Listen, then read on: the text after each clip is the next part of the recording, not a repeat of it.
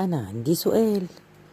سؤالي هو دايما الستات في أي شغل مثلا في الجامعة في المدرسة بيحتاجوا اللي هم يتكلموا مع راجل، والكلام بيكون صح سبحان الله. يعني مثلا لو أنا رحت لحد صاحبي مثلا وبتكلم معاه بينصحني، وبتبقى النصيحة بتاعته صح قوي، بيبقى فاهم التركيبة اللي قدامه على إن هو راجل ودي ست.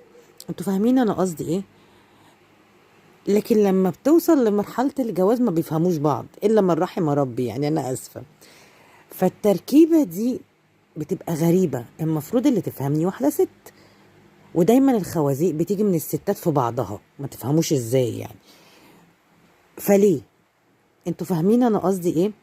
يعني دايما الراجل بينصح الست بالصح، في اي خلافات، في اي اتفاقات، في اي حاجة، حتى